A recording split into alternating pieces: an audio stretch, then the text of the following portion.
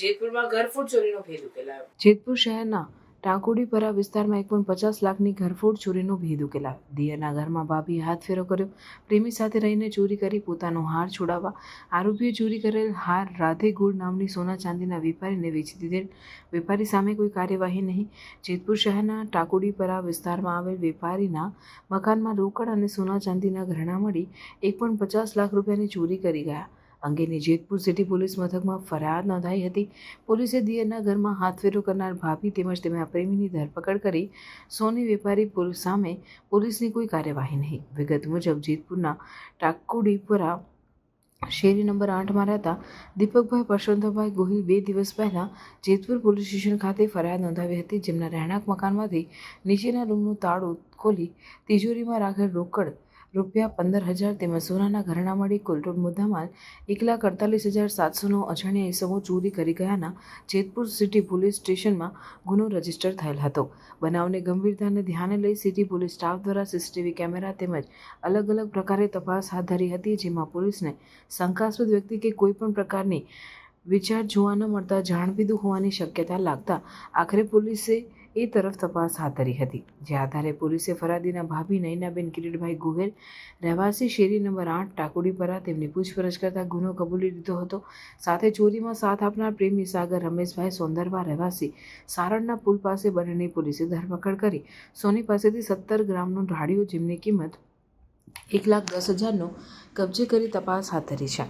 Police તપાસમાં આરોપી નયનાબેને પોતાનો સોનાનો હાર તેના પ્રેમી સંદીપના નામથી અગાઉ જેતપુર કાણકિયા પ્લોટમાં આવેલ મુથુટ ફાઇનાન્સની ઓફિસમાં ગોલ્ડ લોન કરાવેલ હતી, જે બાદ ગોલ્ડ લોન ના આપતા સંદીપ ભરતો ન હોય અને આરોપી નયનાબેને પોતાનો સોનાનો હાર છોડાવવો હોય, જેથી આરોપી નયનાબેનને અગાઉ કરેલ ગોલ્ડ લોન સંદીપના નામની હતી તે તેના બીજા પ્રેમી સાગરના નામથી ટ્રાન્સફર કરાવેલ હતી, પરંતુ સાગરની પાસે પણ ગોલ્ડ લોન ભરવા માટે રૂપિયા ન હોય, જેથી આ ચોરી બંધ મકાનમાં કરેલ।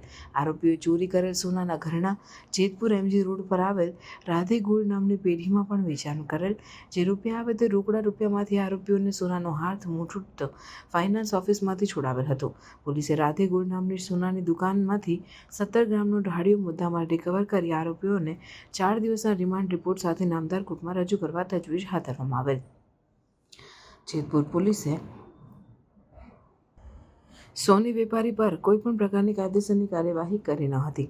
આરોપીઓએ ચોરી કરેલ સોનાના ઘરેણાં જેતપુરના MG રોડ પર આવેલ રાધે ગોલ્ડ નામની સોની વેપારીની પેઢી પર વેચાણ કરેલ।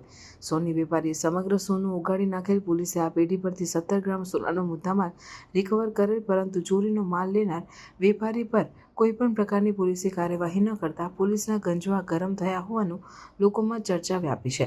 બિલ વગરનો મુદ્દામાલ અંગત સ્વાર્થ માટે લેવો એ પણ ગુનો છે, ત્યારે પોલીસે સોની વેપારી પર કયા કારણોસર કાર્યવાહી ન કરી તે પણ ચર્ચાનો વિષય બન્યો છે। જેતપુરના ટાંકોડીપરા વિસ્તારમાં એક ઘરફોડ ચોરી થઈ હતી। ફરિયાદી છે એ એકાદ વીક જેટલો સમય પોતાનું ઘર છોડી અને બહાર કામે ગયેલા હતા।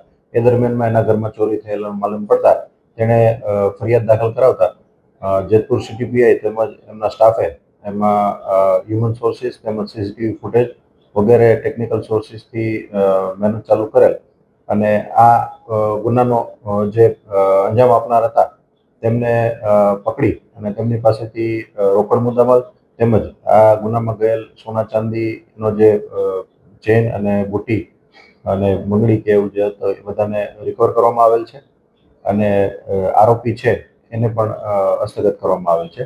આ ગુનાના આરોપી છે એ ફરિયાદીના સગા જ છે, એમના ભાભી છે અને બીજા જે સહ આરોપીમાં છે એ નયનાબેન જે આરોપી છે એમના જે આડા રિલેશન હતા એ સાગર રમેશભાઈ સોંદરવા, તેમને પણ આ ગુનામાં ધોરણસર અટક કરવામાં આવે છે।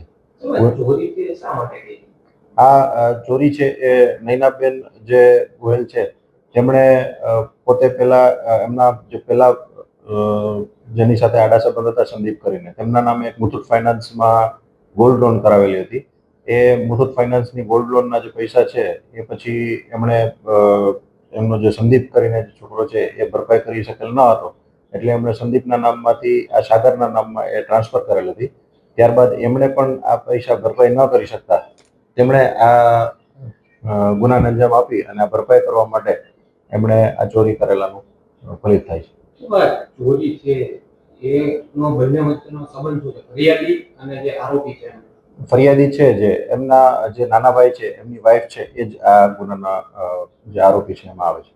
એમાં જ્યાં તસ્કરો જેમને ચોરી કરી ત્યારબાદ જે જ્વેલર્સમાં સોનું વેચ્યું એમની સામે અત્યાર સુધી કોઈ ગુનો રજીસ્ટર નથી કરવામાં?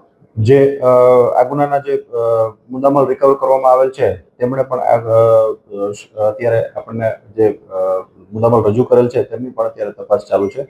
ગુનાના મુદ્દામાલ જે રિકવર થયેલ છે તેમની પણ ધોરણસર કાર્યવાહી કરવામાં આવશે. આ ગુનામાં કોની કોની અટકાયત કરવામાં આવી?